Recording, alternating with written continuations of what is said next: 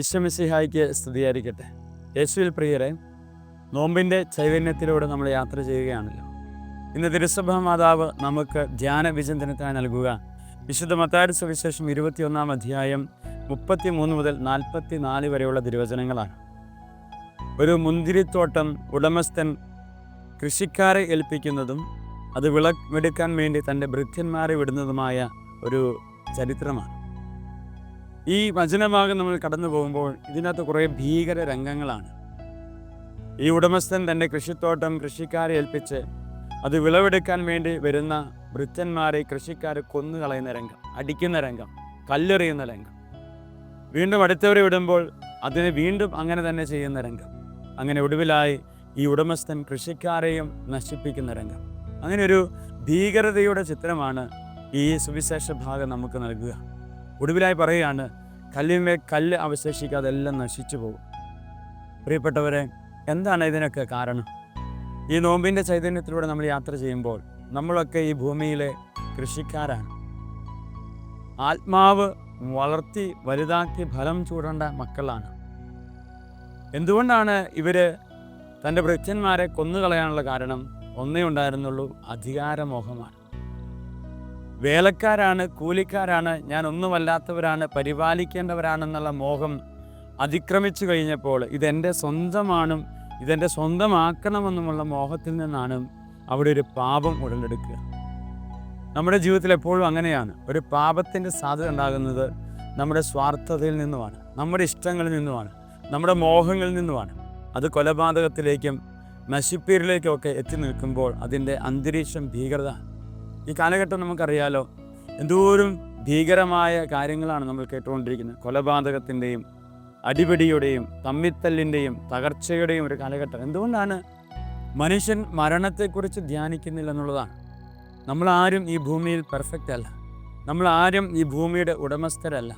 നമ്മളാരും നമുക്ക് നൽകപ്പെട്ടിരിക്കുന്ന വസ്തുവകകളുടെയോ ആളുകളുടെയോ നമുക്ക് നൽകപ്പെട്ടിരിക്കുന്ന സാഹചര്യങ്ങളുടെയോ ജോലികളുടെയോ സ്ഥാനമാനങ്ങളുടെയോ ഒന്നും ഉടമസ്ഥരല്ല. നാളെ ഈ ഭൂമിയോട് വിട പറയേണ്ടവരാണെന്നൊരു ബോധ്യം മനസ്സിൽ സൂക്ഷിച്ചാൽ നമ്മൾ ഒരു തമ്മിത്തലിനും പോകില്ല, ഒരു പടയ്ക്കും പോകില്ല, ആരെ കൊല്ലാൻ വേണ്ടി പോകില്ല. എളിമയുടെ പുണ്യം നമുക്കുണ്ടാകും. പ്രിയപ്പെട്ടവരെ, അത് നഷ്ടപ്പെടുന്നു എന്നുള്ളതാണല്ലോ എൻ്റെയും നിങ്ങളുടെയൊക്കെ പരാജയം. അതുകൊണ്ട് നമ്മൾ ഈ കാലഘട്ടത്തിലൂടെ യാത്ര ചെയ്യുമ്പോൾ നോക്കിയാൽ എന്തോരം കണ്ടുപിടുത്തങ്ങളും കാര്യങ്ങളൊക്കെ നമ്മുടെ മുമ്പിലുള്ളത്. ബഹിരാകാശത്തുനിന്നും ഭൂമിയിലേക്ക് എത്തി നിൽക്കുന്ന ആ പ്രിയപ്പെട്ട ചരിത്ര നിമിഷങ്ങൾക്ക് നമ്മൾ സാക്ഷ്യമായതാണ്. പക്ഷേ ഒരു യാഥാർത്ഥ്യത്തിന് മുമ്പ് മനുഷ്യനെപ്പോഴും തലകുമ്പിട്ട് നിൽക്കുകയാണ്, അത് മരണമാണ്. കാരണം എന്താ? നമ്മൾ ഈ ഭൂമിയിൽ ആരും ഉടമസ്ഥരല്ലെന്നുള്ള ബോധ്യപ്പെടുത്താൻ വേണ്ടി കർത്താവ് തന്നിരിക്കുന്ന ഒരു യാഥാർത്ഥ്യമാണ്, മക്കളെ, ഞാനാണ് നിങ്ങളെ ജനിപ്പിച്ചെങ്കിൽ എനിക്ക് മാത്രമേ അത് തിരിച്ചെടുക്കാനും ജീവിപ്പിക്കാനുള്ള അവകാശമുള്ളൂ. ഏക ഉടമസ്ഥൻ അത് കർത്താവാണ്, സൃഷ്ടാവാണ്.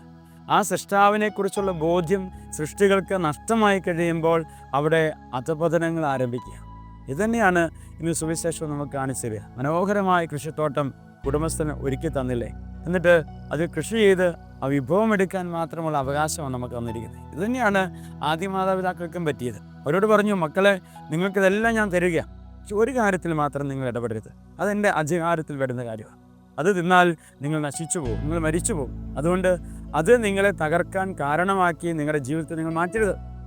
അതുകൊണ്ടാണ് വചനം പറയുക, അവർ ദൈവത്തെ പോലെ ആകണമെന്ന് ആഗ്രഹിച്ചു.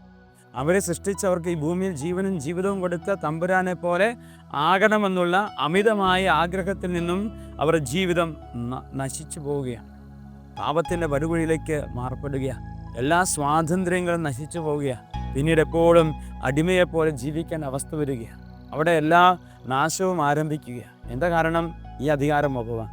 എനിക്ക് സൃഷ്ടിയെപ്പോലെ ആകണം, അല്ലേ? അതുകൊണ്ട് ഇന്ന് കാലഘട്ടത്തിൽ കുറച്ചുകൂടെയൊക്കെ നമുക്ക് വേണ്ടത് എളിമയുടെ ബോധം. അപ്പനാകുന്നത് ദൈവം തന്നൊരു കൃപയല്ലേ? അല്ലെങ്കിൽ നമുക്കിങ്ങനെ അപ്പനാകാൻ പറ്റുക? അമ്മയാകുന്നത് ദൈവം തന്നൊരു പുണ്യമല്ലേ? അമ്മയാകാത്ത എത്രയോ ദമ്പതിമാരുണ്ട്.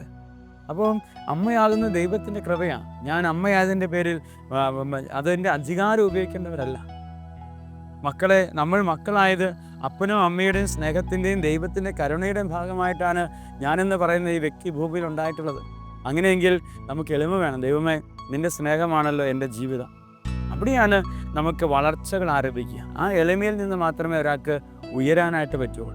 അല്ലാത്തതെല്ലാം തകർച്ചയിലേക്ക് നീങ്ങിപ്പോകും. അതുകൊണ്ട് പ്രിയപ്പെട്ടവരെ, ഈ നോമ്പ് കാലത്തിൻ്റെ ചൈതന്യത്തിലൂടെ നമ്മൾ യാത്ര ചെയ്യുമ്പോൾ നമുക്കുണ്ടായിരിക്കേണ്ട പുണ്യം അത് തന്നെ. ഈശോ നോക്കിയേ, ഓരോ കാര്യങ്ങൾ ചെയ്യുമ്പോഴും പിതാവായ ദൈവത്തോട് ചോദിച്ചു, അപ്പ ഞാൻ ചെയ്തോട്ടെ. എന്തുകൊണ്ടാ? അവൻ്റെ എളിമയാണ്.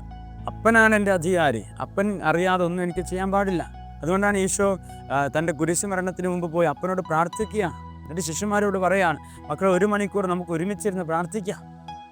നോക്കിയേ, അതൊന്നും ആവശ്യമില്ല ഈശോയ്ക്ക്. ഈശോ ദൈവമാണ്, എന്നാൽ പോലും പിതാവിൻ്റെ ഇഷ്ടത്തോട് തന്നെ ചേർത്ത് വയ്ക്കുക. അവൻ്റെ പ്രാർത്ഥന അങ്ങനെയായിരുന്നല്ലോ, എൻ്റെ ഇഷ്ടമല്ല അപ്പ, നിൻ്റെ ഇഷ്ടം നിറവേറട്ടെ. എളിമയാണ്. അധികാരത്തെക്കാൾ അപ്പുറത്ത്, ദൈവികതയേക്കാൾ അപ്പുറത്ത് അവൻ്റെ മനുഷ്യനായിരുന്നപ്പോൾ അപ്പനോട് ആലോചന ചോദിച്ചിട്ട് ഓരോ കാര്യം ചെയ്യുന്ന ഈശോയുടെ ചിത്രമാണ് നമ്മളെ പഠിപ്പിക്കുക പ്രിയപ്പെട്ടവരെ. അതുകൊണ്ട് അങ്ങനെ എളിമയുള്ളവർക്കൊക്കെ വലിയ സ്ഥാനമുണ്ട്.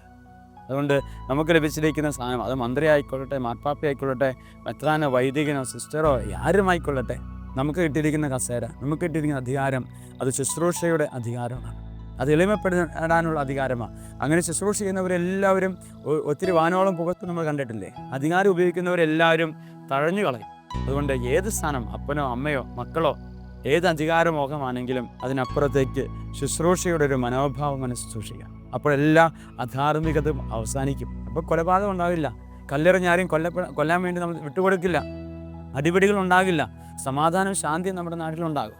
ഇതില്ലാത്തതിൻ്റെയാണ് ഈ സ്വാർത്ഥത മനസ്സിൽ കുമിഞ്ഞുകൂടിയതിൻ്റെ അടയാളമാണ് എല്ലാ കൊലപാതകങ്ങൾക്കും അധാർമികതകൾക്കും കാരണമാകുന്നത്. അതുകൊണ്ട് നമ്മൾ ഈ ഭൂമിയിലെ വെറും വേലക്കാരാണ്, സൂക്ഷിപ്പുകാരാണ്.